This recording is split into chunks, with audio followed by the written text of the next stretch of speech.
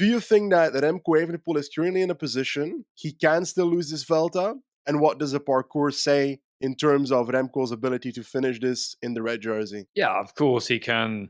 He can lose the Vuelta, but it's a really, really soft parcours. I mean, when I want to look at stage 5 of Tour de Suisse, he had a shocker. He lost to Vlasov 2 minutes 12 on GC. And that's almost a harder stage. They did repetitions of like a 2.5K, 8% climb the entire time. I would say that we don't have a stage like that, but this show, as always, is brought to you by Zwift. Whether you're just starting out on your cycling journey or are looking for those final tune-ups ahead of a big event or race, Zwift is the online cycling platform that makes things fun, as well as being the named sponsor of the Tour de France Femme avec Zwift and this podcast. If you want to find out more about Zwift, the platform, the race, go to Zwift.com, and if you want to try it out, you can get a free 7-day trial. Let's talk about what stages there actually are. Like stage 16, it looks like a Mads Pedersen stage. There's one climb, 1,500 meters, 6%. I mean, with 8Ks to go. So that's either break or a Pedersen sprint. The next stage, 17, 160Ks. There's one categorized climb. At the end, some little rollers that are like 3% before. And that's 9Ks, 5%, although it is 2.3Ks, 7%, followed by 4Ks, 7.5%. But still, this is like a 10, the last proper bit's like a 10, 11-minute climb. Like, Roglic could out sprint him for sure, but we're talking seconds there. Stage 18, a little bit more dangerous, perhaps. It's Alto del Piornal, 190 Ks. It's got some medium mountain beforehand, and then 13.6 Ks, 5%. Descent, 13.3 Ks, 5.6%. I mean, like, these are climbs that like they go like 30 kilometers an hour on that. And then stage 19, the 2 climbs, 9K, 6%. That looks to me like breakaway or maybe Pedersen. And then stage 20 is the big danger, where we have multiple 5 categorized climbs, a Cat 1, 9.2K, 7%, where people will attack him. They have to. And that's followed by 10Ks at 5.6%. But what haven't you heard there is anything approaching double-digit gradients. He was dropped on Pandera on the steep section. He was attacked on Hazellanos on the steep section. And then at the end of Nevada, he doesn't need to be in week 1 shape. If he's just in a Sierra Nevada shape and they don't fuck up majorly tactically, it's going to be extremely difficult for him to lose. Exactly. It's the gradients that do it for me as well when looking at the parcours. You said it, stage 20, the Puerto de Navacerrada stage. It's intriguing because this kind of looks like the kind of stage we hope for in a Grand Tour, where we want those like medium mountains throughout the parcours to make sure that there's abilities for teams or riders that want to launch early, like that, was it Torino stage in the Giro that Bora lit it up by having a rider in the breakaway, then bridged towards that breakaway and so forth, and had the action eventually leading to a Simon Yates win that stage.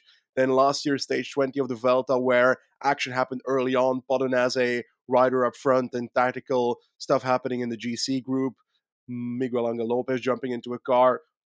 Wonderful stuff happens on medium mountain stage. That's what I'm trying to get to, but those climbs that launched it were also climbs that were nearing 8% average for me. And I feel like there's only one climb that comes near those gradients on this parcours, on the stage 20, and it's that Morchuera climb, the second last. But is that too close to the finish for anybody to endanger a 1.5 minute gap towards Remco Evenepoel? He'd actually need to collapse on that climb for this to become beneficial for a Roglic to take the red jersey on this final mountain stage. So I find it hard to believe that the gradients that I see will damage Remco Evenepoel enough to make it hard. So I agree with you that he's currently pretty much the likely winner of this Grand Tour, bar any bad luck, punctures, crashes. We can't know that. Hopefully no COVID stuff and GC riders. That's what I'm hoping for. We haven't had many in the last few days, but it's also a rest day, so I'm scared for tomorrow. But also next to that, there's obviously the opportunity for tactical stuff to happen. We can have a stage where, let's say, for example, we're looking at stage 19, that stage where you say breakaway. I'm arguing when I see this is breakaway as well. But let's say someone lights up the first climb and we see no quick step riders anymore. Von Wilder has the day that he had yesterday on Sierra Nevada, which was dropping on Perky. Vervaeke has a bad day. Mosnada, his crash yesterday evolved into him not being too fine. Then teams can put pressure on him with multiple riders, but there's not that many teams anymore in GC that have multiple riders that can remotely endanger this man. So I think there's also the aspect that when such stuff happens, for example, let's say Almeida or Ayuso goes up the road and is in a breakaway. Mas Let's will say it's an chase them. Almeida. Another rider will chase them. You're right. And we saw that with Ben O'Connor and Damon Arensman yesterday. Like, that battle will also happen with riders in 6th and 7th and 4th and 5th, and riders like that, causing them to defend their positions in 3rd and 4th. And that might benefit Remco in the final week because his team might not be needed to be required to take down every single time gap. Does that make sense?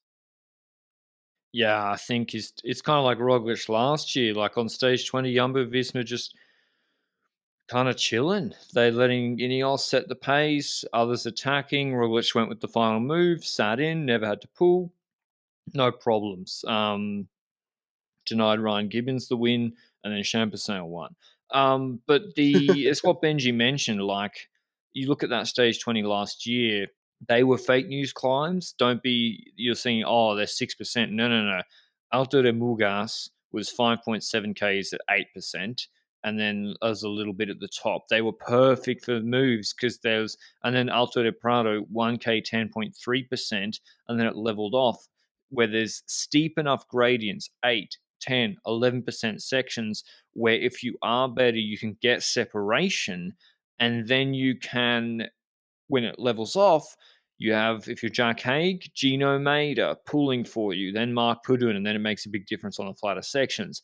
These climbs are not fake news climbs on stage 20 of this year's Vuelta. They are like as steady as they come. And so the question is, can Chris Harper pace hard enough on a 5%, 6% climb that's 13 Ks long to drop, to have Evenepoel under such pressure in the draft that Roglic can just attack away and then gain huge time. And it seems very, very unlikely to me. The draft benefit is just so much. Now, the problem is week 1. If Roglic was on 20 seconds, I think he wins this Vuelta with a Yeah. pretty comfortable team, with a decent team, because he could clean up bonus seconds if they chase the break. There's perfect climbs for him to take bonus seconds as he did in stage 4, but he isn't 150. Bonus seconds won't be enough, I don't think. So yeah, Evenepoel and Quickstep are in pole position, and I still find it really, really hard to believe that he's not going to win, but anything can happen.